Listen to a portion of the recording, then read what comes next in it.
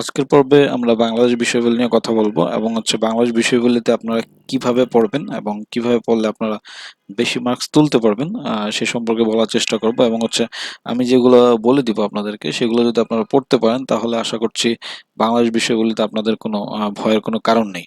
তো চলেন আজকের পর্বটি শুরু করা যাক। আজকের পর্বটি খুবই খুবই গুরুত্বপূর্ণ, মনোযোগ দিয়ে দেখার চেষ্টা করবেন। তো প্রথমত বাংলাদেশ বিষয়গুলিতে ভালো করতে হলে আপনাদেরকে আপনাদেরকে বুঝতে হবে যে কোন কোন টপিকসগুলো থেকে বেশি বেশি প্রশ্ন এসে থাকে এবং কোন কোনগুলো থেকে আমাদের প্রশ্ন মার্কস টার্গেট করে পড়তে হবে, যে আমাদের এখান থেকে এত মার্কস আসে, এগুলো আমাদের জেনে তারপর আমাদের স্টাডি করতে হবে, স্টাডি প্ল্যান সাজাতে হবে। তো চলেন আজকের পর্বটি শুরু করা যাক। তো প্রথমত বাংলাদেশের জাতীয় বিষয়গুলি থেকে এখান থেকে মোটামুটি 3 থেকে 4 মার্কস, অনেক সময় 5 মার্ক এসে থাকে। তো 3 থেকে 4 মার্কসের জন্য আপনারা যা করবেন, প্রাচীন বাংলার জনপদ এবং ও বাঙালি জাতির ইতিহাস সংশ্লিষ্ট যে গুরুত্বপূর্ণ যে তথ্যগুলো আছে সেগুলো যে কোনো বই থেকে, জিকের যে কোনো বই থেকে আপনারা পড়ে নেবেন। তারপর প্রাচীন বাংলার রাজনৈতিক ইতিহাস, মৌর্য, গুপ্ত, পাল এবং সেন, শুধু গুরুত্বপূর্ণ তথ্যগুলো পড়বেন, তাহলেই হয়ে যাবে, কারণ এত ডিপলি পড়ার দরকার নেই। মোটামুটি গুরুত্বপূর্ণ তথ্যগুলো থেকে প্রশ্ন এসে থাকে। তারপর দিল্লি সালতানাত, বাংলা স্বাধীন সুলতানি শাসনের ইতিহাস, এগুলো এখান থেকে গুরুত্বপূর্ণ তথ্যগুলো পড়বেন। গুরুত্বপূর্ণ তথ্যগুলো পড়লে আপনারা মোটামুটি এখান থেকে কমন পেয়ে যাবেন।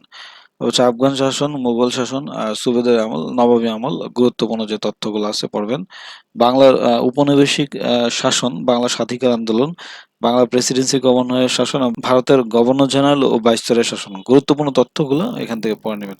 তো আপনারা যদি এইগুলো পড়তে পারেন, এখান থেকে মোটামুটি আপনারা 3 থেকে 4 মার্কস, বা অনেক সময় 3 থেকে 4 মার্কস নর্মালি এসে থাকে, তো 3 থেকে 4 মার্কস আপনারা এখান থেকে কমন পাবেন। আপনারা শুধু এখান থেকে যে যে টপিকসগুলো বললাম সেখান থেকে শুধু গুরুত্বপূর্ণ তথ্যগুলো পড়বেন, সাথে যে প্রিভিয়াস ইয়ারের যে প্রশ্নগুলো আছে সেগুলো পড়ার চেষ্টা করবেন। তাহলে আপনাদের এখান থেকে মোটামুটি 3 থেকে 4 মার্কস আশা করা যায় কমন পেতে পারেন। তারপর আমরা দেখবো 1952 থেকে 71। বুঝতে পারতেছেন এই পার্টটাও খুবই গুরুত্বপূর্ণ। এটা আমাদের যেরকম প্রিলিমিনারিতেও অনেক কাজে লাগে, প্রিলিমিনারিতেও এখান থেকে অনেক মার্কস এসে থাকে, প্রায় 4 থেকে 5 মার্ক আপনারা এখান থেকে কমন পাবেন। তারপর আমাদের রিটেনে, বিসিএস লিখিততেও কিন্তু এখান থেকে অনেক একটা মার্কস এসে থাকে এবং অনেক অনেক মার্কস আপনারা এখান থেকে রিটেনে পেয়ে থাকবেন সাধারণত। তো প্রিলিতেও আপনারা এখান থেকে 4 থেকে 5 মার্ক আপনারা কমন পাবেন। তো এই পার্টটুকু খুবই খুবই গুরুত্বপূর্ণ, মনোযোগ দিয়ে পড়ার চেষ্টা করবেন। তো এখান থেকে আমরা যেগুলো পড়বো সেগুলো হচ্ছে ভাষা আন্দোলন সম্পর্কে ধারণা, টুকটাক যেগুলো এ টু জেড যে ঘটনাগুলো আছে সেগুলো জানার চেষ্টা করব।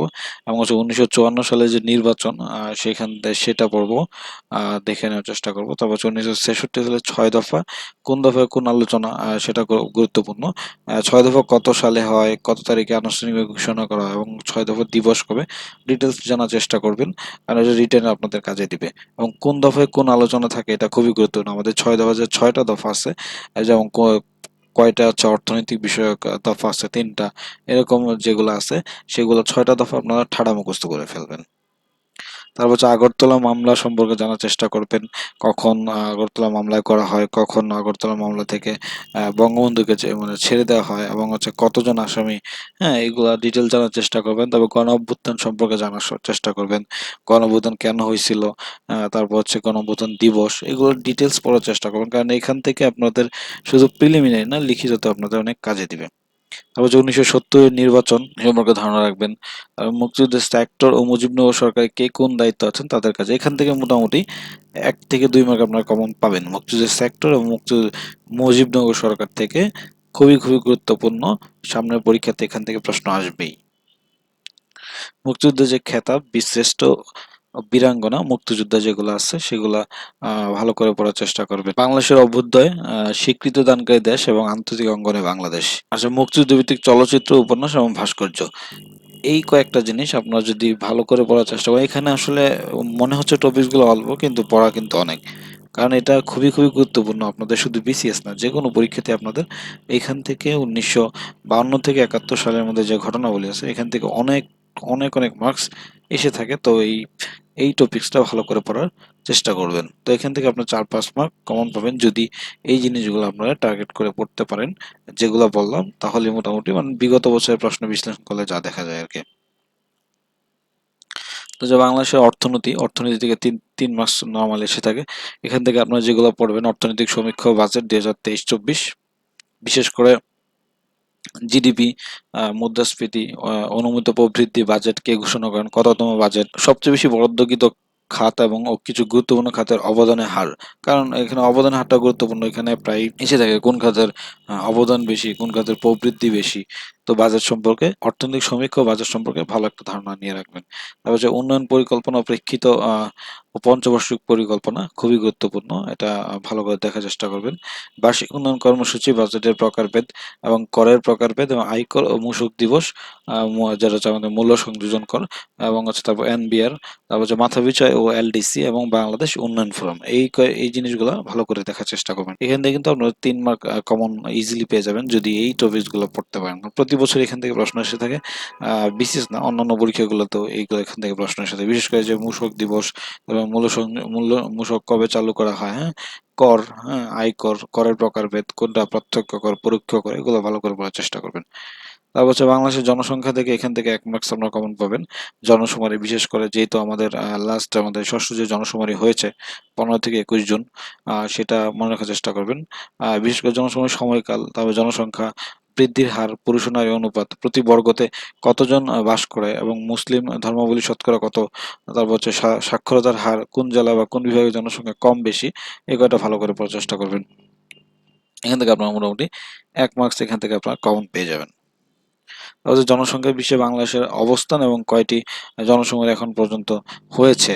তো আমাদের বিশেষ করে সর্বশেষ জনশুমারিটা বেশি গুরুত্বপূর্ণ, সর্বশেষ জনশুমারিটা ভালো করে দেখে নেওয়ার চেষ্টা করবেন।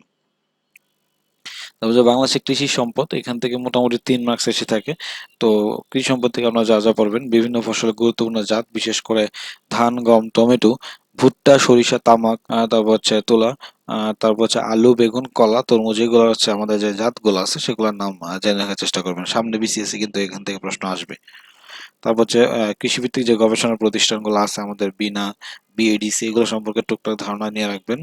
কৃষি শুমারি ও বাংলাদেশের ভৌগোলিক নির্দেশক পণ্য, এটা ভালো করে জেনে রাখার চেষ্টা করবেন। সর্বশেষ কৃষি শুমারি 2019 সালে হয়েছিল, সেটা কখন হয়েছিল এবং হচ্ছে কোন কোন সালে কৃষি শুমারি হয়নি, ঠিক আছে, এগুলা ডিটেলস একটা ধারণা রাখার চেষ্টা করবেন।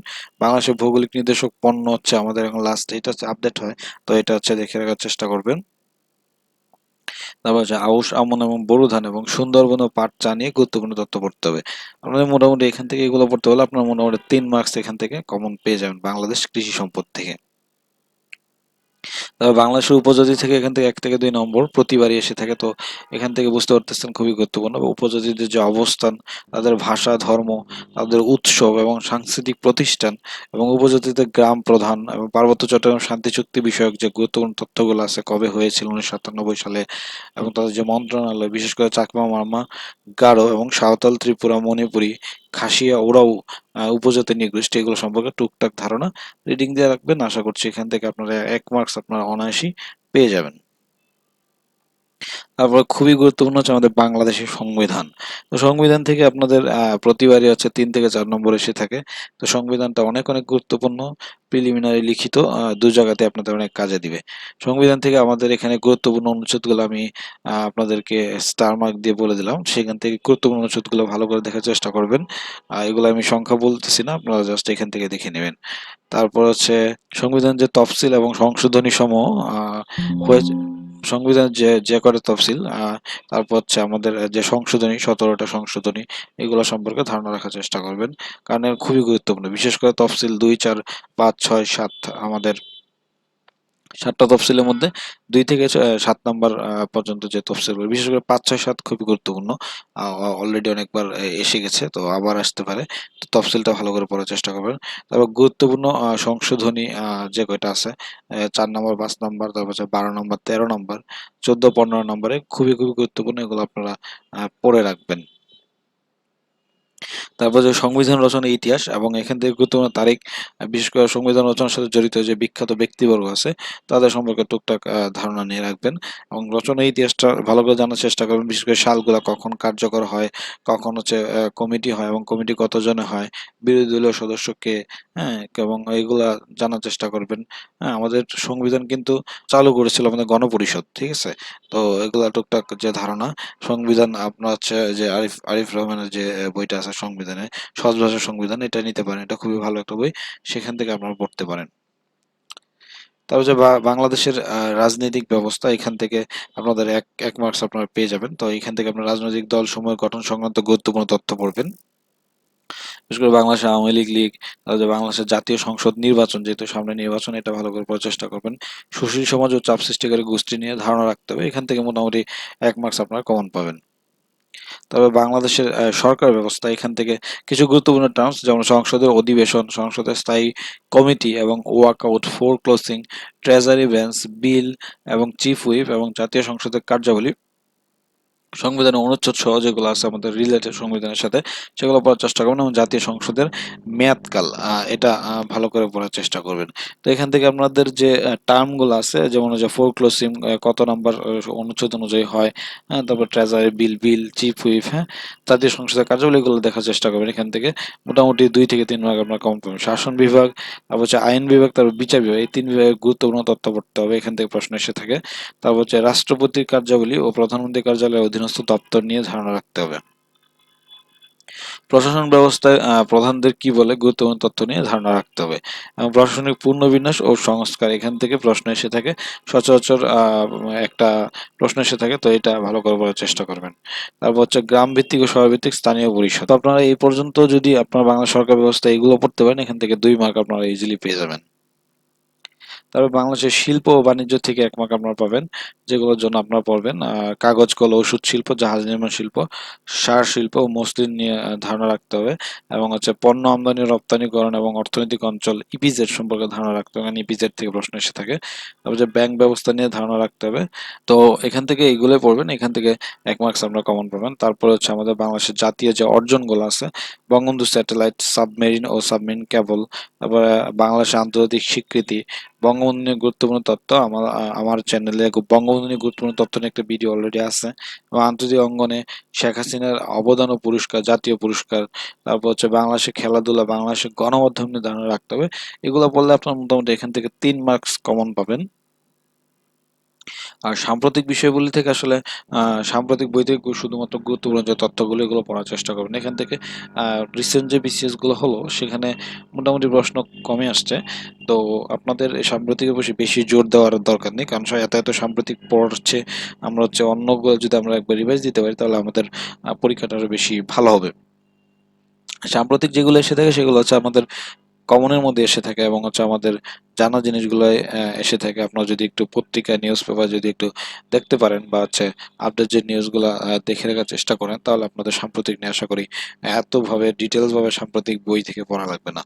ঠিক আছে? তো আজকে এই পর্যন্তই।